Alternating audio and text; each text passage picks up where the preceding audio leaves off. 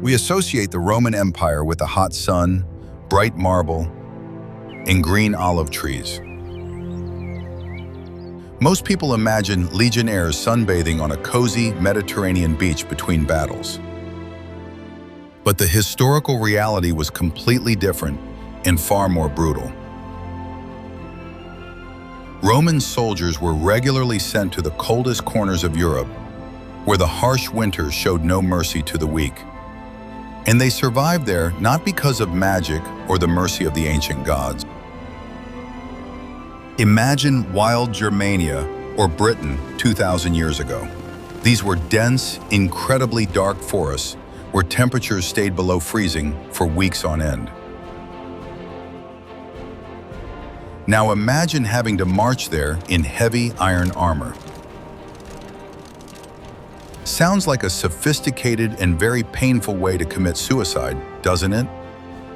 A modern person would freeze to death in such conditions by the evening of the first day of training. But this is where the most interesting and unexpected part of this story begins. The Roman legions managed to do more than just survive in this endless icy hell. They built bridges, waged long sieges, and defeated enemies while knee-deep in snow. A perfectly logical question arises. How did they manage not to turn into ice statues? The answer lies in their ingenious system of temperature adaptation and strict military discipline. Many historical facts about the Roman winter campaign sound completely absurd today. But dig a little deeper, and you immediately see the impeccable logic of the ancient military engineers. They understood the principles of thermoregulation perfectly well, centuries before the very science of physiology emerged. Today we'll journey into the cold, dirty, and incredibly brutal reality of ancient winter campaigns. It's a harsh world where a dry woolen sock was valued by soldiers far more than a sharp sword. And believe me, after this video, you'll never complain about drafts again.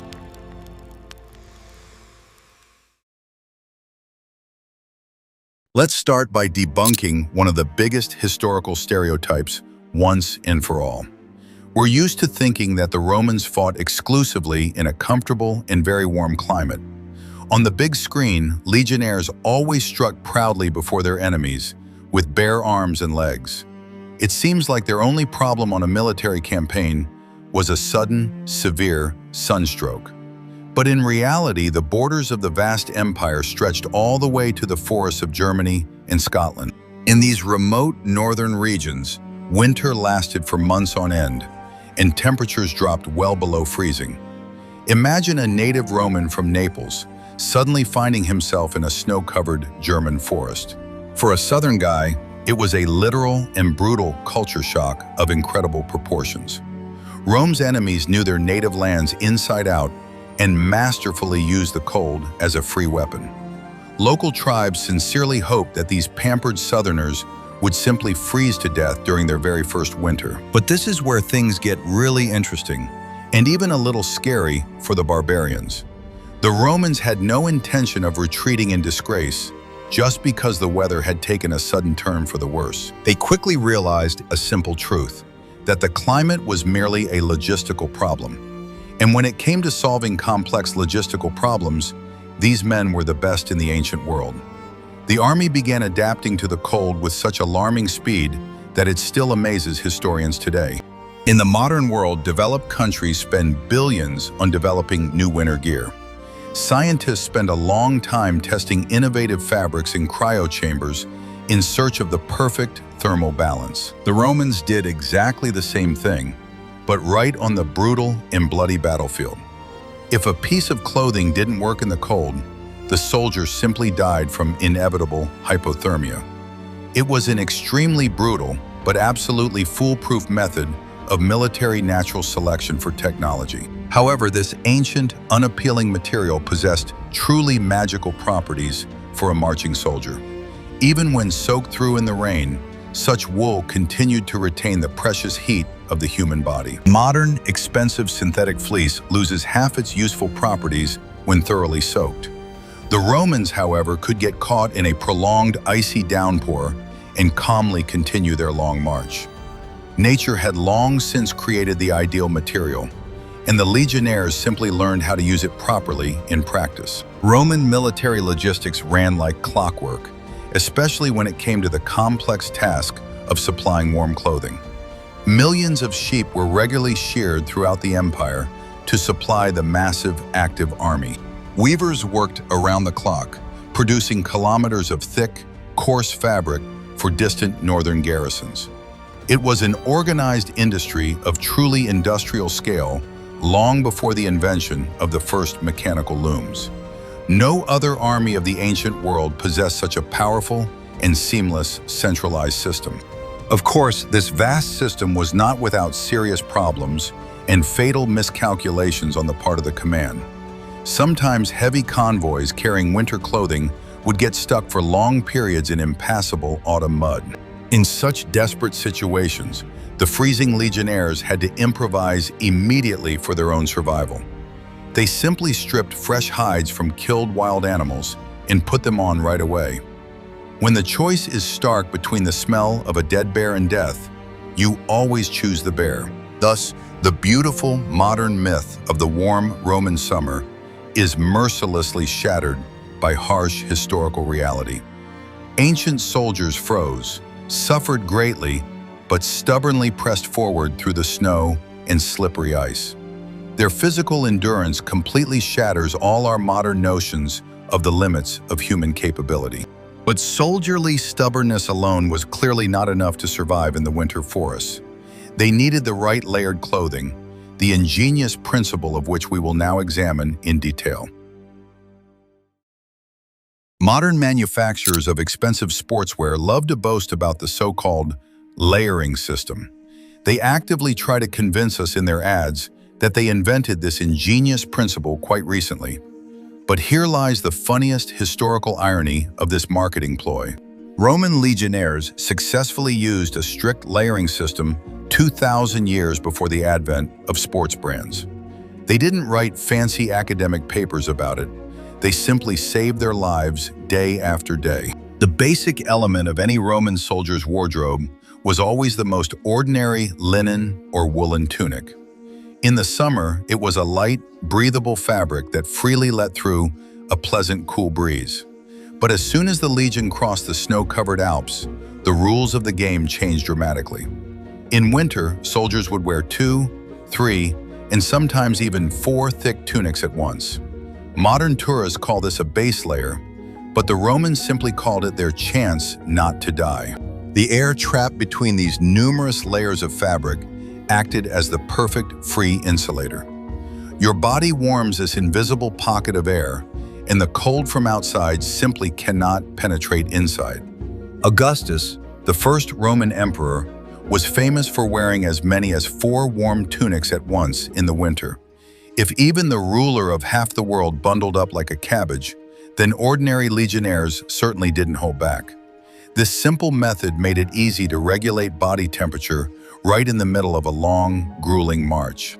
But simply wearing a pile of shirts under iron armor was woefully insufficient for survival. In severe cold, the metal of the armor cools instantly and begins to draw heat from your body. If you put on icy chainmail directly over thin fabric, you'd catch pneumonia by evening. That's why Roman military engineers devised a special thick undergarment called a subarmalus. It was a thick, quilted jacket that protected not only against enemy blows, but also against the cold. The most striking thing about this system is its incredible flexibility and simplicity in the field. If a soldier got hot while chopping wood, he would simply remove one layer of his tunic. If the weather took a sudden turn for the worse, he would quickly pull an extra dry shirt out of his pack.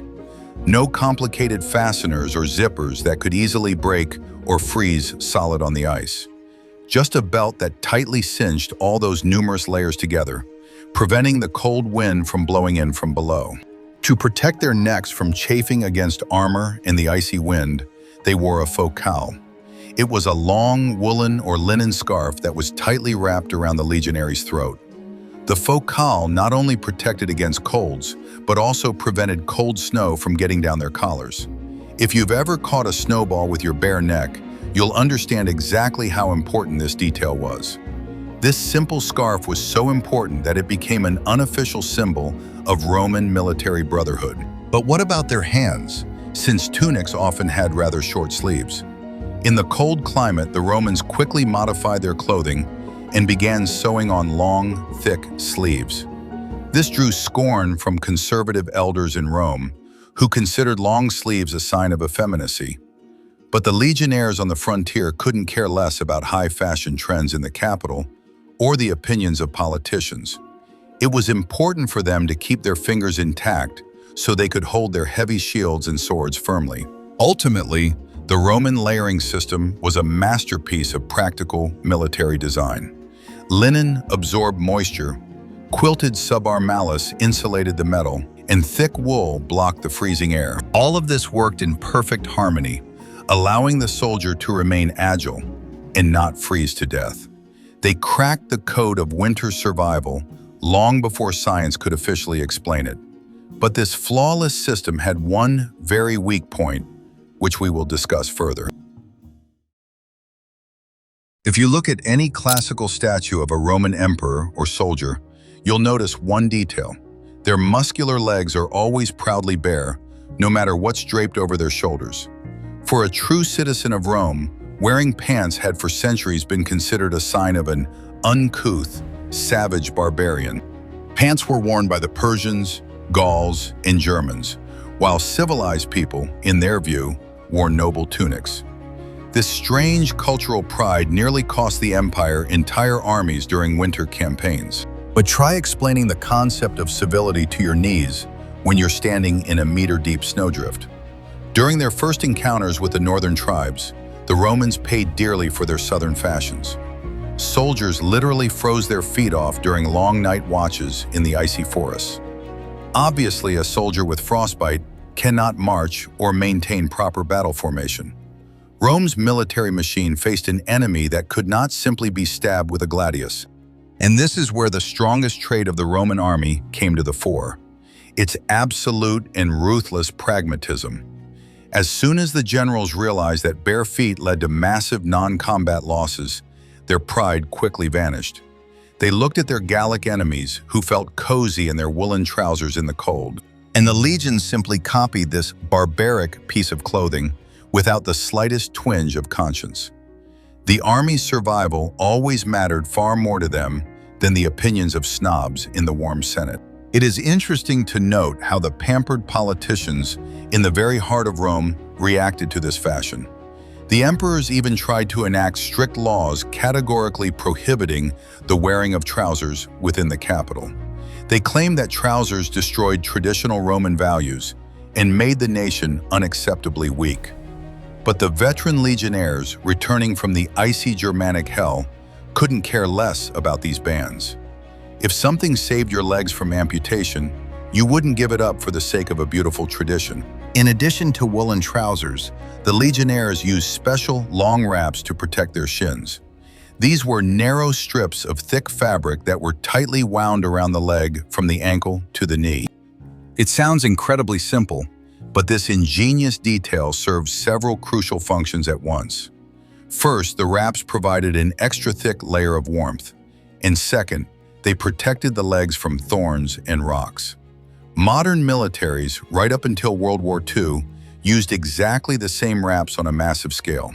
Wrapping these strips was a true art form that required a certain degree of skill from a recruit. If the cloth was wrapped too tightly, blood circulation would be cut off, and the leg would freeze even faster. If wrapped too loosely, the cloth would slip off right in the middle of battle and get tangled around your own legs. Experienced veterans spent a great deal of time teaching young soldiers the correct technique for this process. In the harsh winter conditions, a properly wrapped cloth meant the difference between a healthy foot and gangrene. These simple, barbaric innovations radically changed the combat effectiveness of the Roman army in the far north. Soldiers no longer wasted enormous amounts of energy simply to warm their shivering muscles. They could stand at sentry for hours without being distracted by the unbearable pain of the bitter cold. The Roman machine assimilated foreign technology and turned it into a powerful military advantage.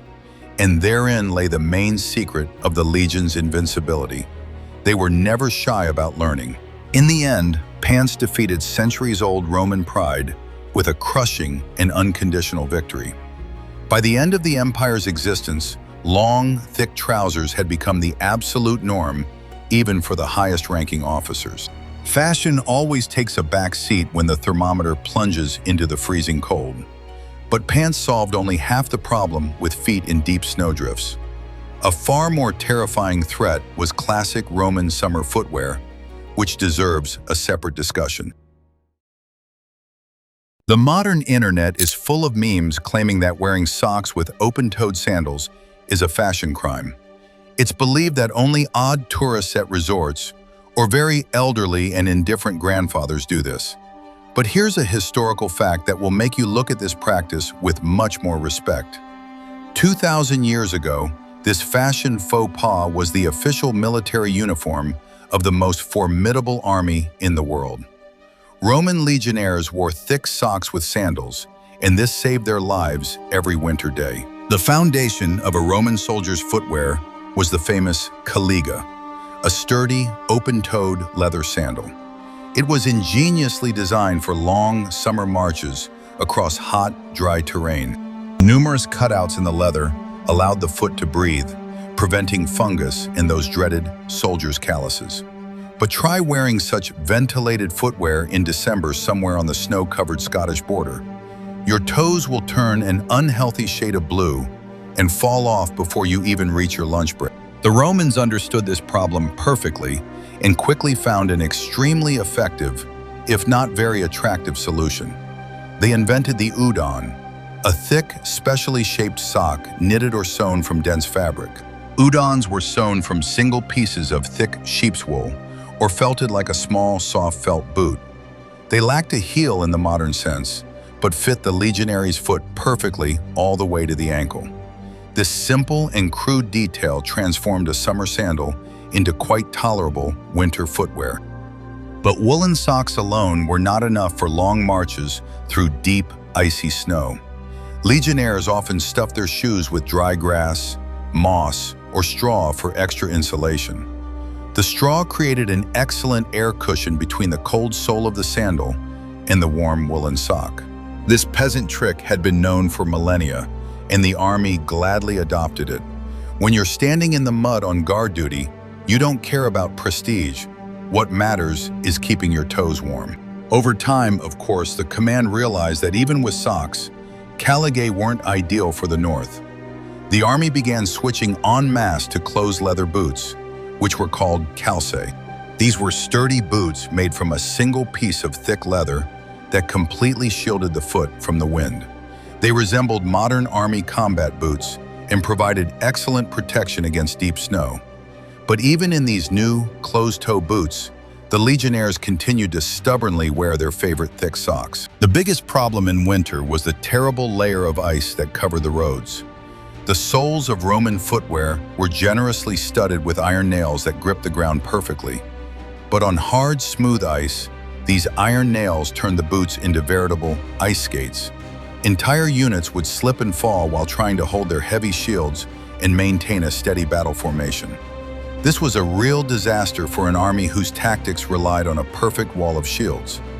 To solve the problem of slipping, legionnaires sometimes tied rough ropes or cloth strips around their boots. The rope provided excellent traction on the ice and prevented the foot from treacherously sliding sideways. These were a kind of ancient ice cleats, cobbled together from scraps just minutes before the march. It sounds like a makeshift contraption, but it was precisely such small details that won long winter wars. Their entire logistics relied on the soldiers' ability to quickly solve problems using whatever was at hand. Ultimately, jokes about wearing socks with sandals lose all relevance when studying history. What is considered the height of bad taste today was once the pinnacle of military ingenuity in the north. The Romans sacrificed their appearance for the ability to destroy enemies in any weather. And if victory requires looking like a ridiculous tourist on the beach, the legion would do so without hesitation. But the feet are only a small part of the body, and the real armor against the cold was a heavy cloak. If you ask anyone why a cloak is needed, they'll logically answer that it's for protection from the rain. In our modern, comfortable world, a cloak is just a piece of lightweight, waterproof fabric for inclement weather. But for a Roman legionary, his uniform cloak was literally the center of his entire life on the march. It was not just outerwear, but a real portable home, a sleeping bag, and armor against the icy wind. Losing your cloak in a German forest in winter meant certain death on the very first night. The Romans had two main types of military cloaks, the classic sagum and the heavy winter pinula. The sagum was a huge rectangular piece of coarse wool fastened with a fibula on the right shoulder. It left the right arm completely free so that a soldier could instantly draw his sword in case of an ambush. This simplicity made it ideal for quick maneuvers, but not very cozy during a heavy snowstorm. That is why the famous heavy pinula was created for the harshest winter months. The most ingenious use of these cloaks began with the onset of pitch-black winter darkness. During nighttime halts, the sagum or pinula instantly transformed into a reliable sleeping bag for the legionary. Soldiers would wrap themselves up in them, head first, creating a warm, airtight cocoon of wool around themselves. The thick fabric kept body heat from escaping and prevented the cold dampness from the frozen ground from seeping in. Modern sleeping bags work on the same principle, but the Romans had to carry their bags right on their shoulders. Moreover, in emergencies, the cloaks were used as actual building materials. If a unit needed to quickly shelter from a squall, the soldiers would tie their sagum together. They stretched them over their spears, instantly erecting a temporary windproof wall or a makeshift canopy. It was a modular camping system where each soldier's cloak was part of one large tent. No modern raincoat is capable of withstanding such severe structural tensile loads. It is interesting how the cloak worked in symbiosis with another important piece of Roman equipment, the huge scutum shield. In a heavy snowstorm, a legionary could place his full-length shield on the ground in front of him and crouch slightly. Then he would completely cover himself and the shield with his huge, thick cloak, creating a miniature fortress. Inside this structure, a warm pocket of air formed, heated by the soldier's breath and body. This allowed sentries to weather the fierce gusts of icy wind while remaining at their posts.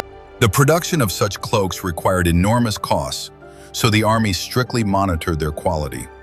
Before sewing, the fabric was specially compacted by fulling so that it literally wouldn't let even a drop of water through.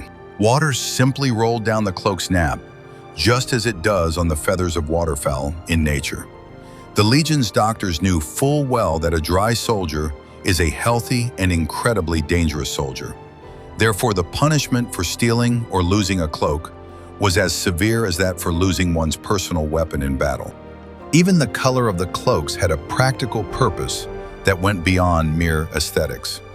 While officers' ceremonial cloaks were bright red, in winter the rank and file often wore undyed brown wool. The natural color was much cheaper to produce, and it completely concealed the constant dirt. And in the forests of Germany, a brown cloak served as excellent natural camouflage among the dead autumn trees. The Romans did not chase beauty in war. They chased maximum practicality in every thread. Thus, an ordinary piece of coarse wool became one of the most important tools for conquering cold Europe. For a legionnaire, the cloak was a home, a bed, a shield against the wind, and a symbol of his difficult soldier's lot. While the barbarians wrapped themselves in the uneven hides of slain animals, the Romans wore standardized, high-tech tents. But even the world's best cloak won't save you if your body isn't prepared for prolonged exposure to the cold. And here, the Romans employed chemical heating methods that would seem utterly barbaric by today's standards. We've already established that the Romans mastered the art of layered woolen clothing. But what about the exposed parts of the body that are physically impossible to hide under a tunic or trousers? The face, hands, and even the neck remained defenseless against the biting, icy wind during long guard duty. Today, we slather our faces with expensive protective creams against frostbite before heading out to the ski slopes. The Romans did exactly the same thing, but their creams certainly didn't smell like chamomile or pleasant lavender. The Roman army's secret weapon against frostbite was plain olive oil and cheap animal fat. Before setting out on a long winter march or a night watch, legionnaires generously smeared their exposed skin. This layer of thick fat created an invisible, yet completely impenetrable protective barrier against the cold wind. The wind glided over the oily surface without drawing precious heat directly from the pores of the human skin. It sounds incredibly disgusting, but this procedure was guaranteed to save noses and ears from agonizing amputation. This method was not invented by legionnaires out of desperation, but had deep historical roots. Athletes in ancient Greece and Rome traditionally anointed themselves with oil before training in brutal competitions. Ancient doctors knew full well that a layer of oil helps warm up the muscles and retains heat inside the body. The army simply took this athletic tradition and scaled it up for survival in extreme climates. In essence, it was the earliest form of liquid thermal underwear, available to every ordinary soldier. Interestingly, this greasy method also had a significant medical benefit for the soldier's battered skin. Constant exposure to strong winds, freezing temperatures, and mud caused the skin to crack open into deep, bloody wounds. Animal fat acted as an excellent healing agent, moisturizing the skin and preventing the cracks from getting worse.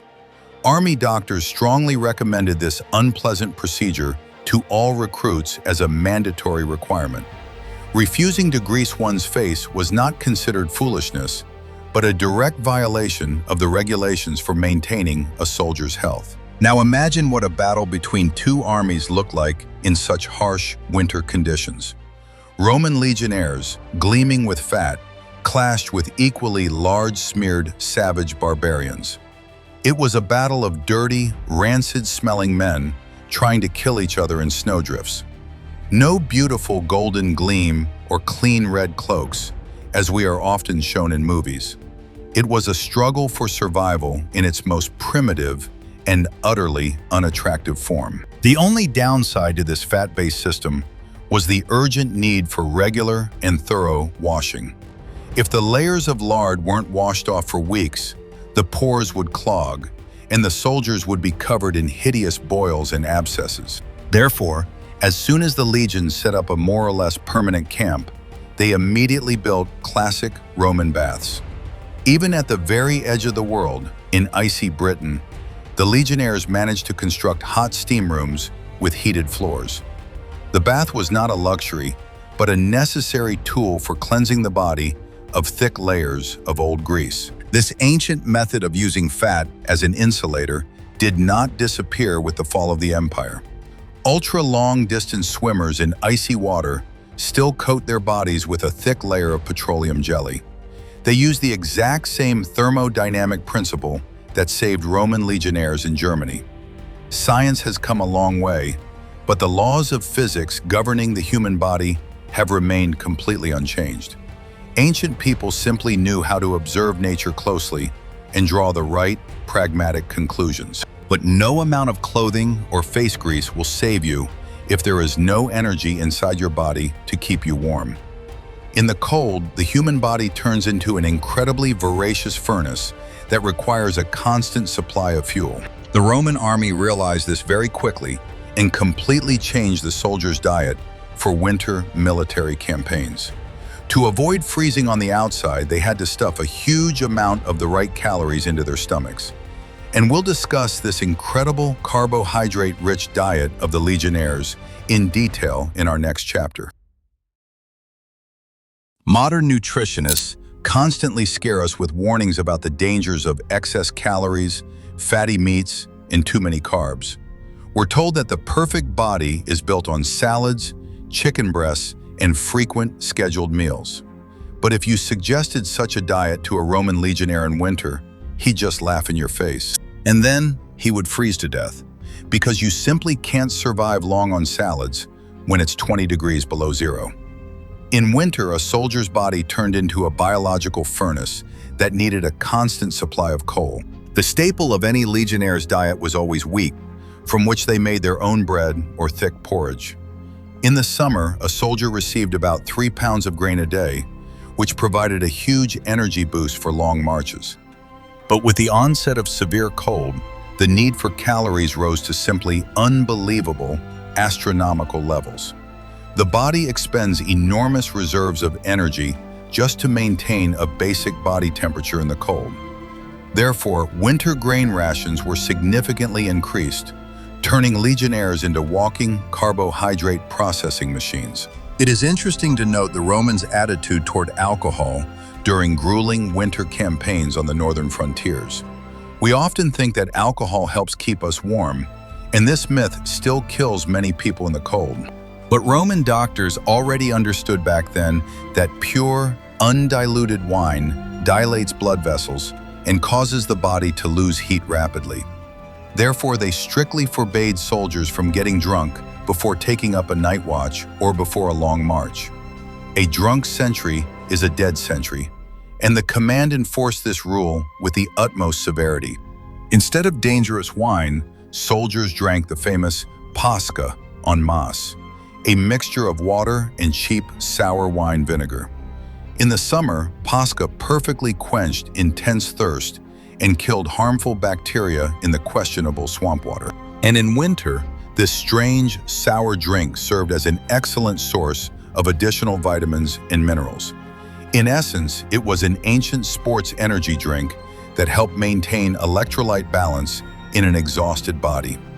It tasted like liquid salad dressing, but in war, you usually don't get to choose. The very process of preparing hot food in the harshest winter cold was of immense importance. Legionnaires never ate alone. They were divided into groups of 8, called a contubernium. These 8 men would pool their rations into a common pot and cook their meals together over a single fire. Hot soup eaten in the company of their comrades provided not only physical, but also powerful psychological warmth. This sustained an incredibly high morale that prevented the soldiers from giving up and simply dying in the snow. The logistics of delivering hundreds of tons of grain and lard to snow-covered forests was a true ancient miracle.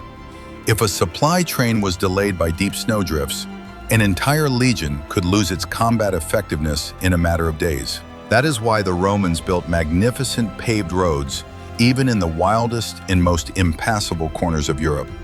These roads were not built for beauty, but to deliver pork to the freezing legionnaires on time. The entire infrastructure of the empire worked to ensure that a soldier's mess tin never remained empty in winter. As a result, a legionnaire's winter diet was the dream of any modern fan of the extreme keto diet. It consisted of mountains of carbohydrates, drenched in a thick layer of hot animal fat and washed down with vinegar water. Such food would instantly kill an office worker, but for a soldier in the cold, it was the only salvation. They burned those thousands of calories faster than they could swallow and digest them properly. But even a well-fed soldier will freeze at night if he doesn't know how to properly tend a campfire. It would seem, what could be so difficult about simply lighting a fire in a dark winter forest? Gather some dry branches, strike a flint, and sit there warming yourself until the enemies come into the light of the flames. But in real combat conditions, an ordinary bright fire is an excellent target for enemy archers and spies. Moreover, finding dry firewood in a snow-covered Germanic forest was a nearly impossible task for an entire army. That is why the Romans turned fire-making into a true science, where there was no room for amateurs. The first problem the legionnaires faced in winter was the strong, revealing effect of any open fire. If you lit a huge bonfire, the barbarians would spot your camp from several kilometers away and calmly set up an ambush. To avoid this, the Romans often dug deep, narrow pits in the ground specifically for their fires. The fire burned at the bottom of this pit, giving off its heat to the soldiers sitting around the edge. but without illuminating the forest. It was a brilliant tactical maneuver that concealed the unit's location from the eyes of enemy night scouts. Simply being near the fire was strictly regulated by ironclad army regulations to prevent tragedies. You couldn't just walk up to the fire and stick your frostbitten feet or frozen, wet hands in it. Roman medics knew full well that a sudden temperature change instantly destroys tissue and leads to terrible gangrene. Soldiers were ordered to warm up very slowly, staying at a safe distance from the open source of heat. They rubbed their limbs with snow or the same oil so that blood circulation would be restored gradually and safely. Standing watch over the fire was an incredibly serious responsibility, and failure to do so was met with the harshest punishment. If a sentry fell asleep and his group's fire went out completely in the dead of night, the consequences were catastrophic. In the morning, a frozen group of 8 men simply could not get up and take their rightful place in the ranks. Therefore, the sentries constantly rotated, making sure that the precious fire was fed fuel in small portions. Sleeping on such a watch was more terrifying than charging into a crowd of enraged German warriors. I wonder how they solved the problem of drying their wet woolen clothes in the confines of a narrow pit with a fire. It was impossible to dry their clothes directly over the open flame because the valuable, thick wool could burn quickly. The soldiers drove stakes around the warm pit and stretched their cloaks at a safe distance from the sparks. Warm air slowly rose upward, gently drawing excess moisture from the thick, coarse army fabric.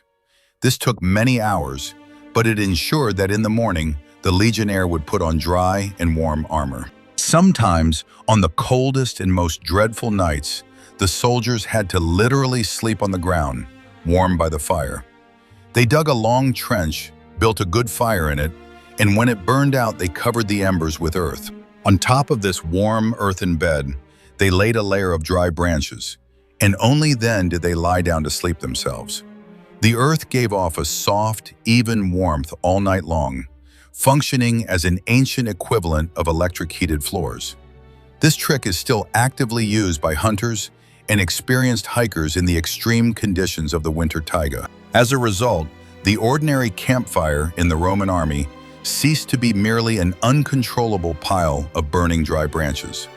It became a complex engineering tool for survival, requiring rigorous knowledge, discipline, and special fuel.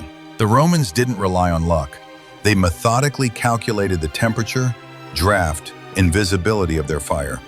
It was a systematic, scientific approach to survival that allowed an entire army to spend the night in a frozen forest. But even the best campfire can't replace the warmth of a tent full of your snoring comrades. After a long, grueling march knee-deep in snow, the legionnaires needed somewhere to sleep and regain their strength. Most ancient armies simply collapsed onto the ground, wrapping themselves in cloaks in the hope of surviving until the cold, gray morning. But the Roman military machine could not allow its precious soldiers to die from simple hypothermia in their sleep.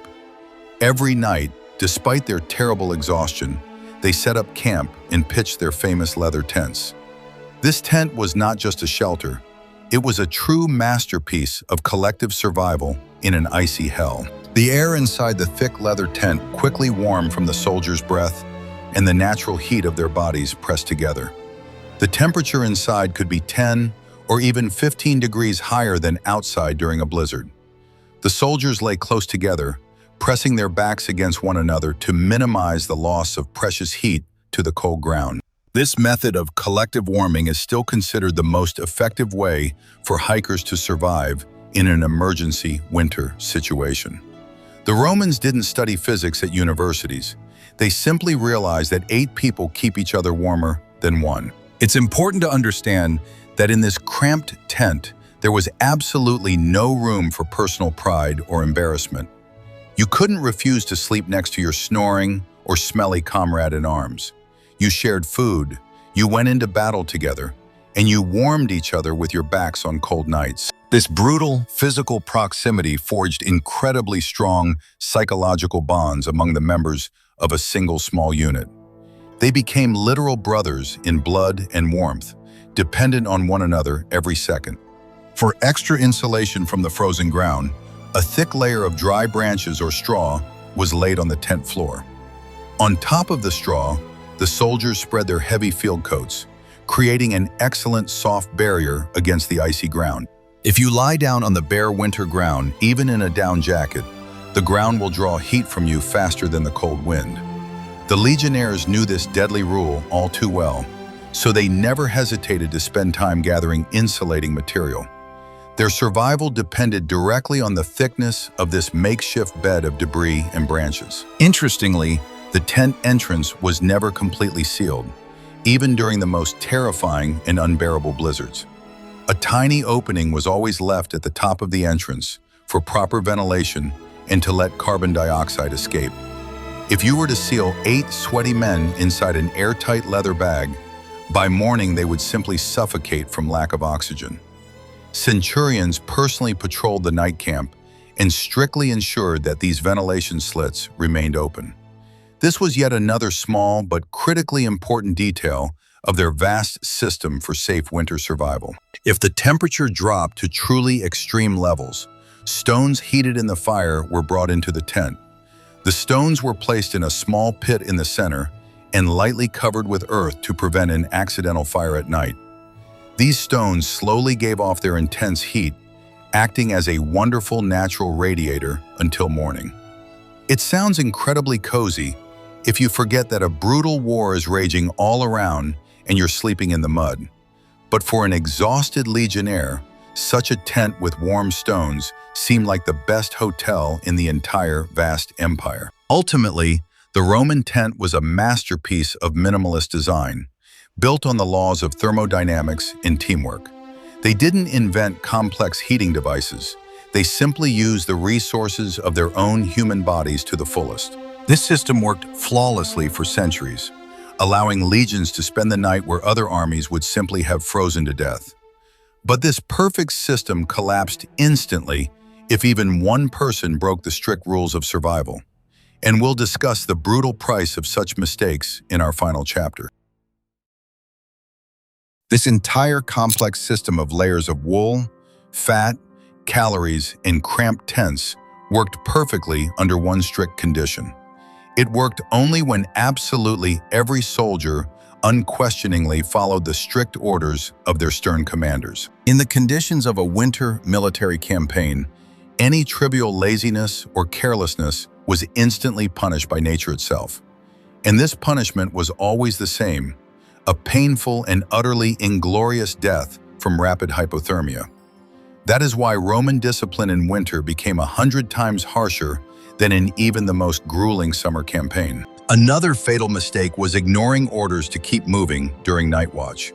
Sentries were strictly forbidden to stand in one place, as modern honor guards do at monuments. They were required to constantly walk back and forth, perform physical exercises, and circulate their thick blood throughout their bodies. If a centurion spotted a stationary sentry, punishment followed immediately and was extremely physically painful. Movement generated precious heat, while immobility was synonymous with a swift death in the snow. Sometimes soldiers would try to sneak a sip of strong, undiluted wine before heading out on a cold night watch. They believed in the old peasant myth that alcohol warms the body from the inside in severe cold. But army medics knew full well that alcohol provided only a brief illusion of warmth by dilating the blood vessels in the skin. After this false warming, the body began to lose the remnants of its internal energy at a catastrophic rate. Drunk soldiers on duty were punished just as severely as those who fell asleep, because the outcome was always equally fatal. Even something as simple as drying boots had its own absolutely unquestionable army laws and strict rules. Recruits loved to place their soggy leather boots as close as possible to the hot flames of the campfire. They wanted to dry them as quickly as possible, but the wet leather would simply shrink and crack from the sudden temperature change. In the morning, such a soldier simply couldn't fit into his boots and became a burden to the entire maneuvering legion. The veterans forced the young men to dry their belongings slowly, at a safe distance, teaching them patience through pain. Any violation of the rules for making a sleeping area in the tent was also strictly punished by senior comrades. If one soldier out of 8 was too lazy to gather enough dry branches for the floor, the entire cramped tent would freeze. Heat escaped into the ground through this small gap, putting the entire contingent in grave danger. Therefore, quality control of the makeshift bed was a collective effort and extremely aggressive on the part of fellow soldiers. No one wanted to wake up with blue, frostbitten fingers just because their comrade had decided to cut corners a little the night before. High-ranking commanders also bore a colossal responsibility for making the right tactical decisions in winter. If a general gave the order to set up camp in a low-lying area where cold, damp air accumulated, he was risking the entire army. Roman military treatises strictly prescribed choosing sites for winter camps on higher ground, where it was drier. A commander's mistake could kill more legionaries in a single night than an entire army of enraged Celts in battle. Nature showed no mercy for incompetence, whether among the rank and file or the proud consuls in their golden ceremonial armor. As a result, the Roman winter campaign resembled a perfectly tuned but incredibly fragile clockwork mechanism. This system of survival relied solely on blind obedience to rules written in blood and frost-bitten limbs. In this system, there was no room for individuality, creativity, or the personal comfort of any single person. And it was precisely this cruel, inhuman discipline that allowed Rome to impose its will on the peoples, even in the harshest of winters. When we look at the history of ancient Rome, we often see only the majestic facades of huge marble temples. We marvel at the brilliant politics, Caesar's brilliant tactical victories, and the stunning beauty of ancient art. They couldn't order a windproof jacket online or read tips from experienced polar explorers on a convenient forum. All their stunning discoveries were made through brutal trial and error, terrible mistakes, and mass tragic deaths. They learn from their losses at such a pace that it commands deep and sincere respect. We hope this video has helped you look at the history of Rome from a completely new and unusual angle. We tried to strip the legionnaires of their gleaming golden armor and show their true, harsh lives without embellishment. This is a story about people who endured unbearable pain for the sake of duty, honor, and the survival of their comrades in arms. Their feats deserve no less admiration than the famous speeches of great senators in the Roman Forum. True history is not written in fine ink. It is written in sweat, blood, and the frozen fingers of legionnaires. See you soon in new episodes of our History Channel. Take care of yourselves and dress warmly this winter. Don't repeat the mistakes of Roman recruits. Wear hats, warm pants, and never neglect thick winter socks. And remember that the experience of our ancestors is the best survival guide in our unpredictable and complex world. Stay tuned. Many more amazing discoveries from the depths of past harsh millennia await you. Goodbye for now, and may your personal survival fire always burn steadily, hotly, and completely smoke-free.